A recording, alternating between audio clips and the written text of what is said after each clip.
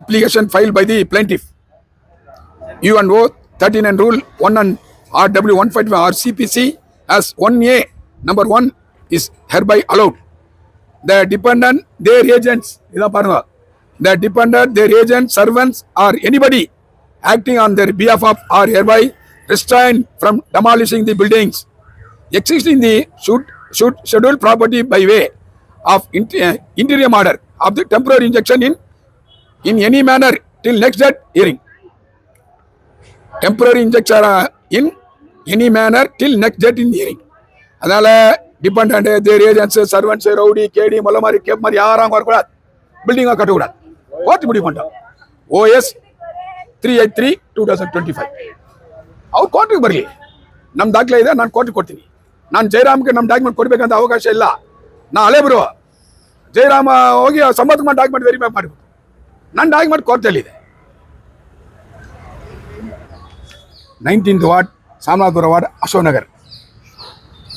நகரில் எல்லாருக்கும் தெரியும், அது பிரச்சனையாக போய் நிற்குதுன்னு சம்பத்குமார்னு. ஏன்னா சம்பத்குமார் தான் ப்ரெஸ் மீட் வச்சு தலித்காரன் கொண்டு பேசுனது. அதுக்கு தான் நாங்கள் விலகு கொடுத்துருக்கோம். நம்மளா எதுவும் கொடுக்கல. அவர் கொடுத்ததுக்கு நம்ம ரிப்ளை, அவர் கொடுக்காதுன்னு தான் நம்ம வந்துருக்க மாட்டோம். இப்போ ஃபர்ஸ்ட் அங்கிள் கேஸ் ஃபைல் பண்ணிக்கிறாரு. தங்கச்சம் பண்ணிது Renuka Devi and Rajasekhar. OS number 380/2025 caveat and case வந்துருக்குது. Case is pending in the lower court, KGF court. அப்போ KGF கோர்ட்டில் கேஸ் இருக்கும் போது முனிசிபாலிட்டி விசாரணை பண்ணக்கூடாது.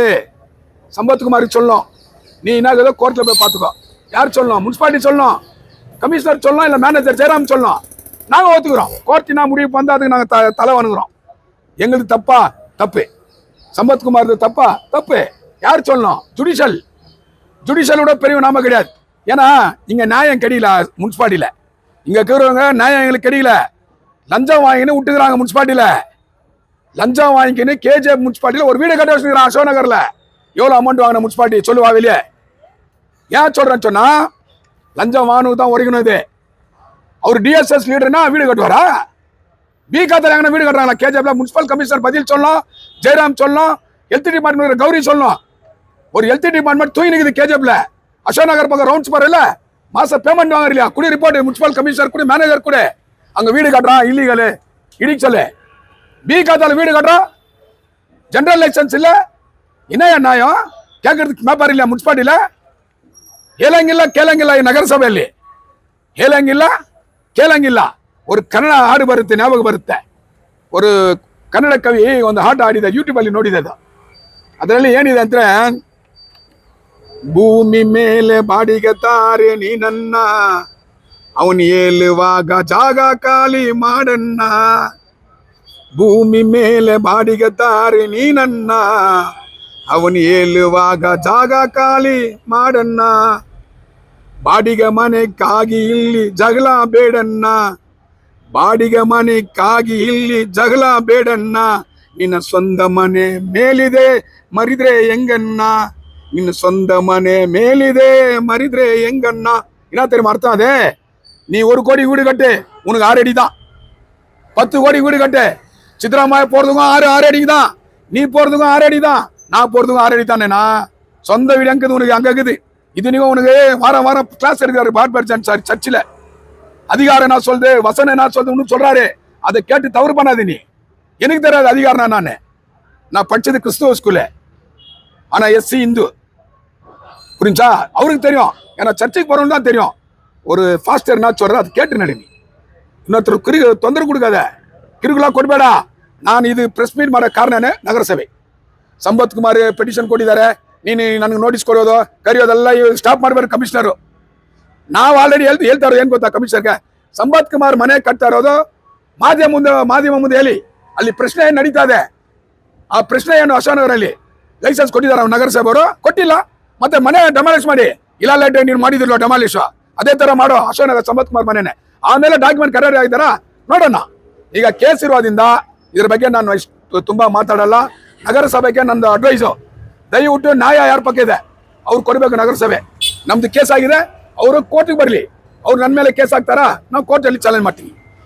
ಲೋಯರ್ ಕೋರ್ಟಲ್ಲಿ ಚಾಲೆಂಜ್ ಮಾಡ್ತೀನಿ, ಡಿಸ್ಟ್ರಿಕ್ಟ್ ಕೋರ್ಟಲ್ಲಿ ಮಾಡ್ತೀನಿ, ಹೈಕೋರ್ಟಲ್ಲಿ ಮಾಡ್ತೀನಿ, ಸುಪ್ರೀಂ ಕೋರ್ಟ್ಗೆ ಹೋಗ್ತೀನಿ. ನಾವು ಬಿಡೋದಿಲ್ಲ. ಇದು ನಮ್ಮ ಸ್ವಂತ ವಿಷಯ. ಇದು ನಮ್ಮ ತಂಬಾ ವಿಷಯ ಇದು, ಬಿಡೋದೇ ಇಲ್ಲ ನಾನು. ಏನಾಗಲಿ ಕೋರ್ಟ್ ತೀರ್ಮಾನಕ್ಕೆ ನಾನು ಕಾಯ್ತಾ ಇದ್ದೀನಿ. ಅಷ್ಟು ಮುಂದೆ ಲೈಸೆನ್ಸ್ ಕೊಡ್ಬಾರ್ದು ನಗರಸಭೆಯವರು.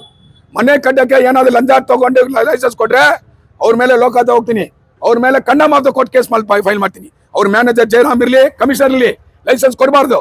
ಕೇಸ್ ಇದಲ್ವಾ, ಡಾಕ್ಯುಮೆಂಟ್ ಕರೆಕ್ಟ್ ಆಗಿದ್ರು ಡಾಕ್ಯುಮೆಂಟ್ ಕರೆಕ್ಟ್ ಅಂತ ಕೋರ್ಟ್ ಹೇಳ್ಬೇಕು. ಈಗ ಅಧಿಕಾರಿ ಯಾರು? ಕಮಲ್, ಕೋರ್ಟ್. ಸೊ ಕೇಸ್ ಇದೆ, OS ನಂಬರ್ 383/2025. ಅವರು ನಮಗೆಲ್ಲ ಹಾಕಿದ್ದಾರೆ. ಇಬ್ಬರು ಕೋರ್ಟಲ್ಲಿ ನೋಡ್ಕೊಳ್ತೀವಿ ಅಷ್ಟೇ. Thank you. ಅದು ಕೋರ್ಟ್ ತೀರ್ಮಾನ ಮಾಡುತ್ತೆ. ಮಾಡಿದ್ದಾರೆ. ಜಾಗದಲ್ಲಿ ರಸ್ತೆಯನ್ನು ಹಾಕಿದ್ದಾರೆ, ತೆರವುಗೊಳಿಸಬೇಕಂತ ಅವರು ದೂರು ಕೊಟ್ಟರು. ಹೌದು. ಈಗ ನೀವು ಕೋರ್ಟ್ನಲ್ಲಿ ಅದು ರಸ್ತೆ ಮಾಡಿರೋರ ಮೇಲೆ ತಪ್ಪ, ಕಟ್ಟಡ ಕಟ್ಟಿರೋರ ಮೇಲೆ ತಪ್ಪ, ಇಲ್ಲ ನೀವು ಹಾಕಿರೋದ್ರ ಮೇಲೆ ಏನು ವಿಚಾರ? ಸರ್, ಈಗ ನೀವು ಕೇಳಿದ ಮೇಲೆ ನಾನು ನಿಮಗೆ ಆ ಪ್ರಶ್ನೆಗೆ ನಾನು ಉತ್ತರ ಕೊಡ್ತೀನಿ.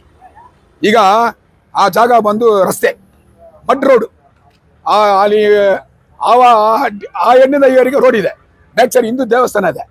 ಈಗ ಅವರು ಬಂದು ಇವ್ರ ಮನೆಯಲ್ಲಿ ಬಾಡಿಗೆ ಇದ್ರು, ಯಾರು ಸಂಪತ್ ಕುಮಾರ್ ಬಾಡಿಗೆ ಇದ್ರು, ಸೈಟ್ ಪರ್ಚೇಸ್ ಮಾಡಿದಾರ, ಸಂತೋಷ. ಮನೆ ಕಟ್ಟಿ ಇವ್ರನ್ನ ಮನೆ ಕಟ್ಬೇಡ ಅಂತ ಹೇಳಿಲ್ಲ, ನನಗೆ ತೊಂದರೆ ಕೊಡ್ಬೇಡ ಅಂತ ಹೇಳೋದು ನಾನು. ಈಗ ಇವ್ರ ಮನೆಯಲ್ಲಿ ಬಾಡಿಗೆ ಇದ್ದು, ಇವ್ರ ಮನೆಯಲ್ಲಿ ಬಾಡಿಗೆ ಇದ್ದು, ಈಗ ನೀನ್ ಸೈಟ್ ಪರ್ಚೇಸ್ ಮಾಡಿದ್ರು, ನಿಮ್ ದಾಖಲೆ ಕೊಡಿ ಮುನ್ಸಿಪಾಲಿಟಿಲಿ. ಸರ್, ನಿನ್ ಸೈಟ್ ಕರೆಕ್ಟ್ ಆಗಿದಲ್ವಾ? ಯಾಕೆ ನೀನ್ ಇಲ್ಲಿ ಬಿಲ್ಡಿಂಗ್ ಲೈಸೆನ್ಸ್ ಕೊಟ್ಟಿಲ್ಲ? ಬಿಲ್ಡಿಂಗ್ ಲೈಸೆನ್ಸ್ ಕೊಟ್ಟಿಲ್ಲಲ್ವಾ? ಇಲ್ಲಿ ಬಿಲ್ಡಿಂಗ್ ಲೈಸೆನ್ಸ್ ಕೊಟ್ಟಿಲ್ಲ, ನೀನಾಗಿ ಮನೆ ಕಟ್ತೀರಾ? ಬಿಲ್ಡಿಂಗ್ ಲೈಸೆನ್ಸ್ ಕೊಟ್ಟ ಮೇಲೆ ಮನೆ ಕಟ್ಟಿ ನಿಮ್ ಕೋಪರೇಟ್ ಮಾಡ್ತೀವಿ. ಲೈಸೆನ್ಸ್ ಕೊಟ್ಟಿಲ್ಲ, ನೀವು ನಿಮ್ ಕೈಯಲ್ಲಿ ಬಿ ಖಾತಾಕ್ಕೆ ತಾತಾಕ್ಕೆ ಹೆಂಗ್ ಧೈರ್ಯ ಬರ್ತು ಮನೆ ಕಟ್ಟಕ್ಕೆ? ಬಿ ಖಾತಾ ಆಧಾರ ಮೇಲೆ ತಾತಾಕ್ಕೆ ಮನೆ ಕಟ್ಟೆ ಹೆಂಗ್ ಬಂತಿದ್ದ ಧೈರ್ಯ?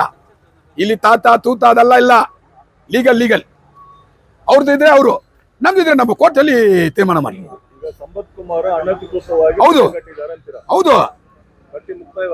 ಇಲ್ಲ ಈಗ ಅವರು ಮೋಡನ್ ಆಗಕ್ ಬರಲ್ಲ, ಕೇಸ್ ಇದೆ.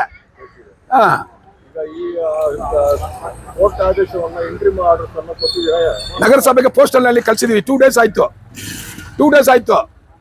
ಇವತ್ತು ಬಂದಿದೆ ಜಯರಾಮ್ಗೆ ಓರಲ್ ಕಂಪ್ಲೇಂಟ್ ಕೊಟ್ಟಿದ್ದೀನಿ. ನಗರಸಭೆ ಕಮಿಷನರ್ ಹೊಸಬ್ರು ಹಳೆಬರು ಯಾರಂದ್ರೆ ಜಯರಾಮ್ ಏನಾದ್ರೂ ತಪ್ಪು ಮಾಡಿದ್ರೆ ನಾವು ಬಿಡೋದಿಲ್ಲ.